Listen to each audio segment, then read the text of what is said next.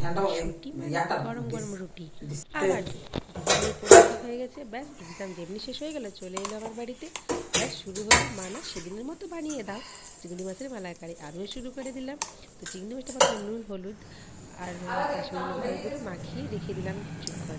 তারপরে নারকেলের জলটাকে বের করে নিয়ে নারকেলের উপরের যে অংশটা আছে, খোলা অংশ, সেটাকে আমরা কিন্তু কুড়ে নেব।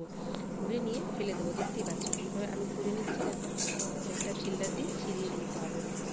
ব্যাস এবার সাদা অংশগুলো টুকরো টুকরো কেটে নিয়ে ওর মধ্যে মিশিয়ে দিয়ে কুটে নিতে হবে। এবার কড়াইয়ের মধ্যে দিয়ে দিলাম তেল, তার সাথে তেল দিয়ে দিলাম বেশ খানিকটা।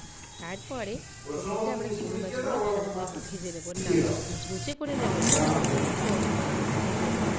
বেশি দিন ভেজে সেটা লাল হয়ে গেলে একটু যখন নাড়া আসবে অল্প তেল দেবো, বেশি না। বেশি দিলে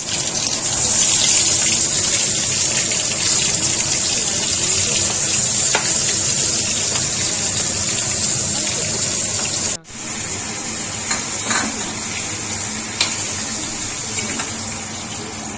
এর মধ্যে একটু কাশ্মীরি লঙ্কার গুঁড়ো দিয়ে দেবো। তারপরে এর মধ্যে দিয়ে দেবো অল্প টমেটো কুচি করে, লাল করে দেওয়ার জন্য। এবারে দিয়ে কষিয়ে নিতে হবে। এবার বেশি হতেও দিয়ে দেওয়া যাবে না, এবার দিয়ে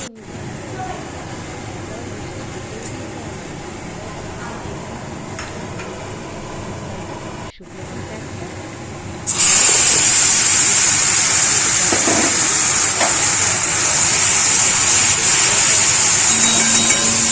দিয়ে আবারও কষিয়ে নিতে হবে। এবার ভালো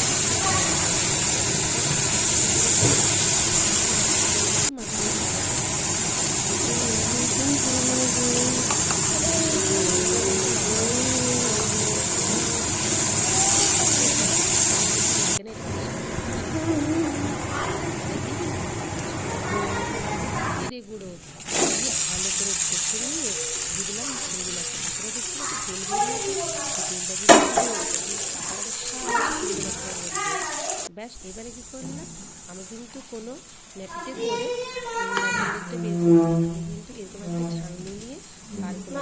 ছাঁকনিটা খুব সুন্দর হয়, তাতে নারকেলের যে কোড়া অংশটা সেটাও যায় না, দুধটা খুব সুন্দর বেরিয়ে আসে। এবারে ব্যাস নারকেলের দুধ এর মধ্যে ঢেলে দিলাম, দিয়ে বেশ খানিকক্ষণ একটুখানি নেড়ে নিয়ে ভালো করে একটু নেড়ে নিতে হবে, যেটা আমাদের লাস্টের ভিডিওটা নেওয়া